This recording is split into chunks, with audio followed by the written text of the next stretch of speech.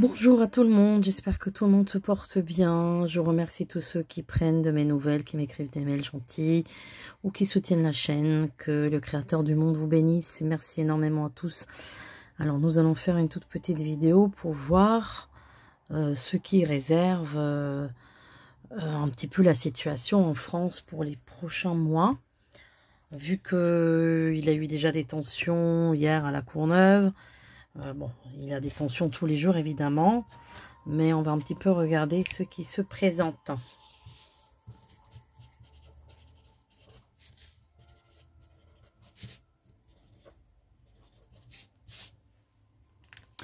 La première image que j'ai, c'est... Je vois des béliers, je ne sais pas pourquoi je vois des moutons, des béliers. Je ne peux pas vous dire ce que c'est, retenez cette image.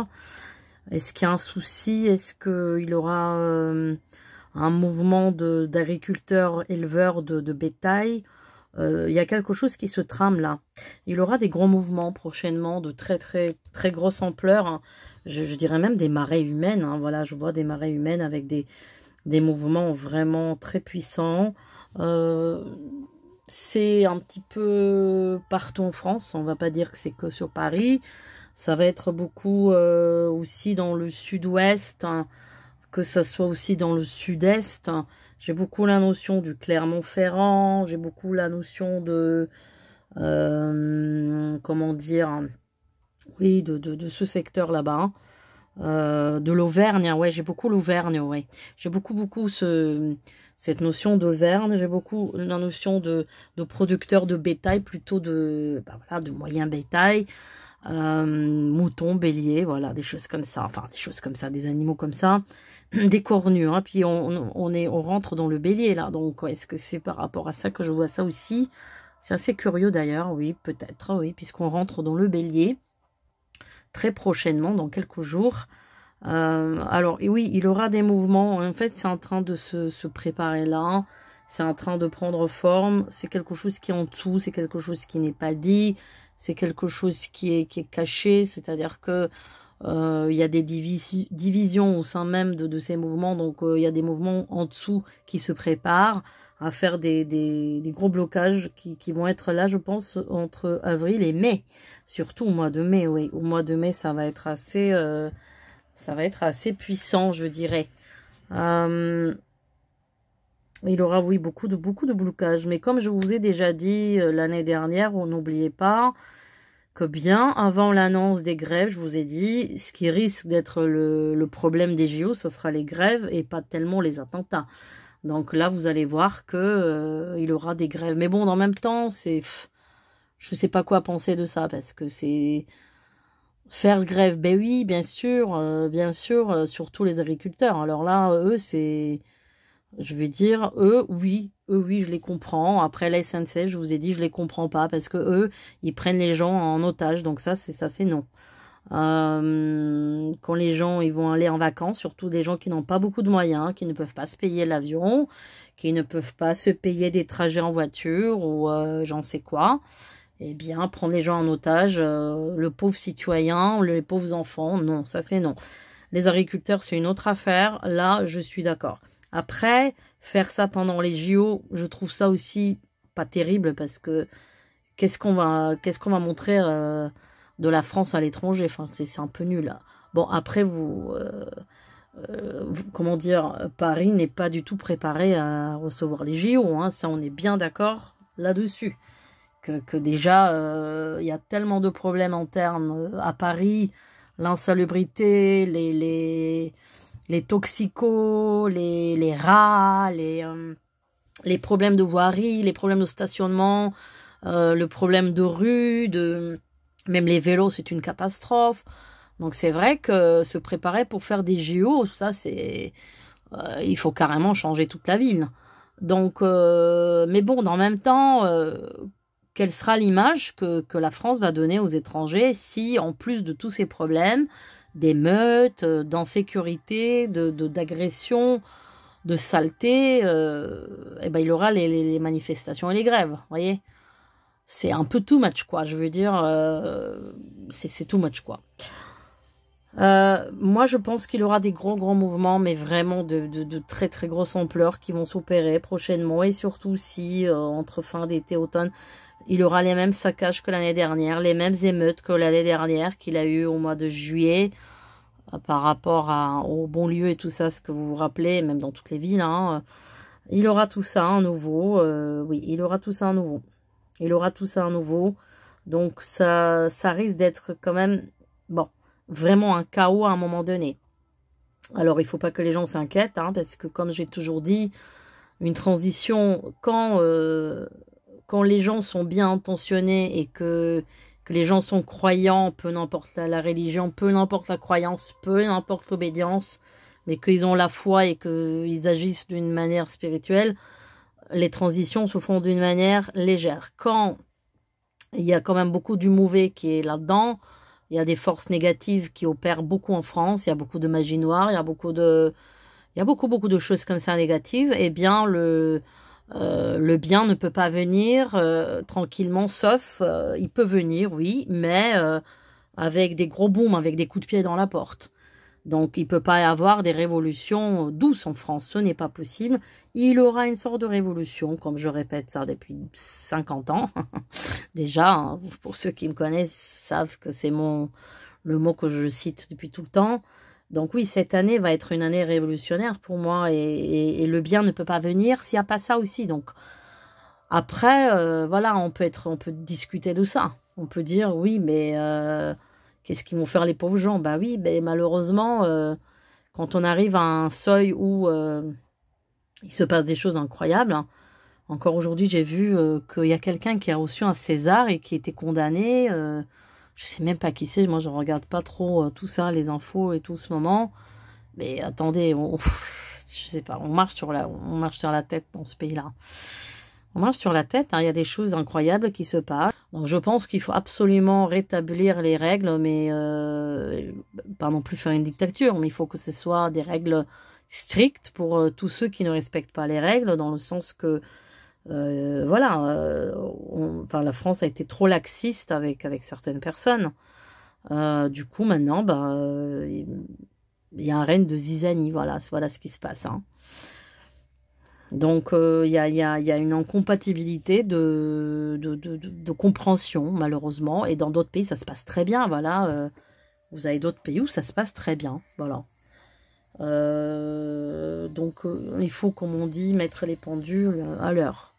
Je pense que c'est le moment, là. Mais parce que tout peut se passer différemment. Voilà. Il faut vraiment le côté patriote, mais... Je suis en train de constater qu'on commence un petit peu à le restaurer dans les écoles et tout. Voilà, donc ça commence un petit peu. Comme je vous ai toujours dit, hein, le patriotisme, c'est la première chose. Si les enfants, le matin, chantent la Marseillaise et qu'ils ont les valeurs de la France, je pense pas qu'à 15 ans, ils vont aller casser des voitures et tout ça. Je pense que c'est le manque d'éducation et le manque de patriotisme. C'est très important. Et après, bon, la haine, elle vient aussi parce qu'il n'y a pas de repère aussi quelque part.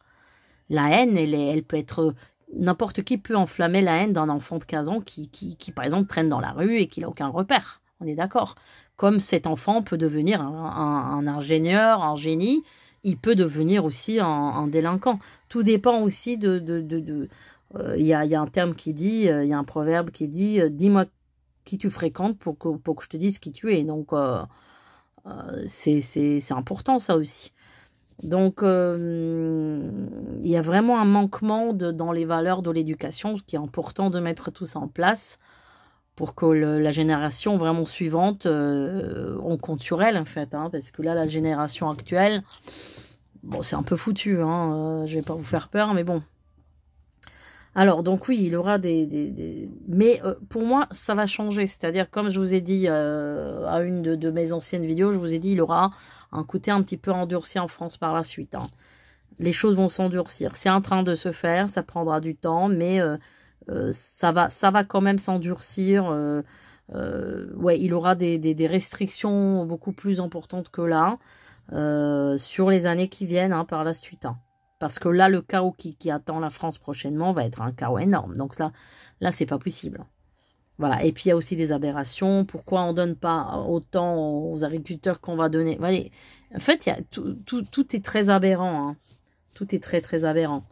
Donc, tout ça, ça va un petit peu se régler dans les années qui viennent. Mais c'est vrai que le monde, il va à l'envers. C'est le monde entier qui est comme ça. Hein. Vous avez...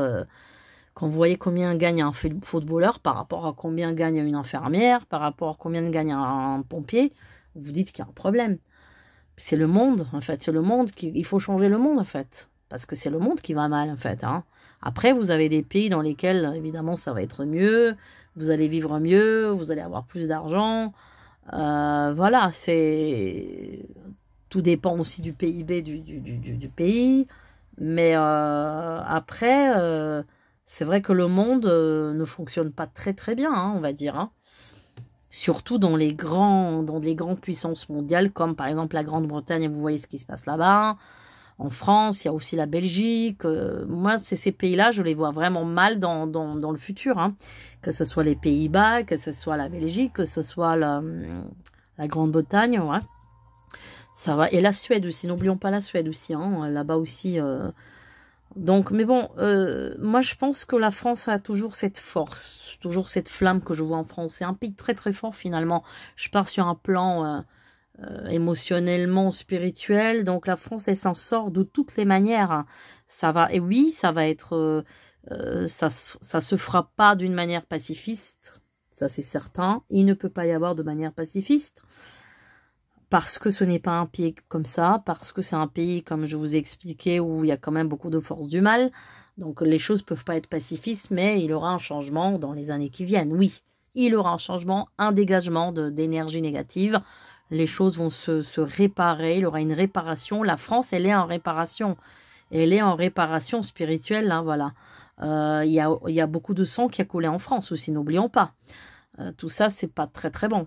Il a eu la Révolution française, hein, vous savez qu'on dit qu'il a eu des rivières de sang hein, à Paris. Hein. Donc imaginez-vous que tous les bâtiments anciens ont été imprégnés par du sang. Est-ce que c'est bien? Ben non, c'est pas bien. Après, vous avez aussi vous avez eu toutes les inquisitions catholiques, protestants, la Saint-Bartholomé. Enfin, il a eu tellement tellement de sang qui a coulé. Je pense que il faut faire une expiation de ça aussi. C'est pour ça que je dis que ça ne peut pas se passer d'une manière pacifiste. C'est impossible. Parce qu'il y a trop de sang qui a coulé ici aussi. Hein. Il y a eu trop de choses. Hein. Mais non, les choses vont se régler. Les choses vont se régler. Moi, j'ai toujours cette impression qu'il y a un homme brun qui va se révéler un petit peu... dans le monde politique, je dirais, mais je pense pas que ce soit quelqu'un qui est déjà là. Je pense pas. Je pense que c'est quelqu'un qui n'est pas encore là, enfin, qui n'est pas dévoilé. Et franchement, il y aura des choses qui vont bouger positivement. Alors, c'est sûr qu'après, moi, je vois qu'à partir de septembre-octobre, il y aura pas mal de restrictions sur... tout ce qui est chômage, tout ça, sécurité sociale, oui, il y aura des restrictions, oui, il y a des lois qui changent, il y a des restrictions, oui, on va serrer la ceinture. Donc, il y aura vraiment de changements de ce côté-là, bah oui, pas terrible pour certaines personnes qui touchent ces aides. Ouais, ils vont, je pense, comment dire, ils vont... faire partir au moins un quart des bénéficiaires qui vont être, comment dire, dégagés, si on peut dire ça comme ça. Donc 15%, je dirais, au moins, au minimum, même plus que 15%, non, plus. Oui, moi je dirais un quart. Un quart des bénéficiaires vont être, je pense, liquidés hein, de ces aides. Hein. Après, oui, il y a beaucoup d'abus aussi. Hein. N'oublions pas qu'il y a beaucoup d'abus aussi dans ces aides. Après, bon, tout va être endurci. Après, au niveau du pouvoir d'achat, je ne peux pas vous dire qu'il va être mieux. Franchement, non. Non. Non. Surtout en 2025, il y a vraiment la notion de restriction, comment dire... ouais, on va se serrer la ceinture, quoi. Encore, disons-nous. Disons-nous encore, hein. Là, rien que quand vous voyez les prix, déjà, vous faites des courses, vous avez pour 60 €, il n'y a rien en fait. Hein. Il n'y a rien, hein, vous avez rien. Hein. Le lendemain, vous retournez, enfin dans mon cas c'est comme ça, le lendemain, vous retournez faire des courses. Voilà, mais il n'y a rien. Donc, 2025, ça va être aussi une année vraiment transitoire. Je pense, moi, peut-être un peu plus calme. Mais c'est vraiment des années jusqu'à 2026 vont être vraiment très décisives. Mais il y a vraiment une élévation en même temps. La France, elle est dans une élévation spirituelle. Mais qui ne sera pas pacifiste. Ça, il faut oublier ça. Voilà, il faut oublier ça. Les énergies vont être très fortes aussi. Vous les sentez, je pense, cette année 2024. Je vous rabâche ça depuis longtemps. L'année du dragon, oui, l'énergie va être très forte. Peut-être insupportable pour certaines personnes trop sensibles. Trop de lumière, trop de soleil. Faites attention au soleil cette année qui va être extrêmement fort. Voilà, mais il faut s'accrocher. Je sais pas, j'ai le chiffre 29 là en tête. Je sais pas de quoi il s'agit. J'ai vraiment ce chiffre-là que je vois comme ça en flash, 29. Bon, nous verrons. Voilà mes amis, je vous laisse et j'attends vos propositions d'idées pour faire une nouvelle vidéo. À très bientôt, portez-vous bien.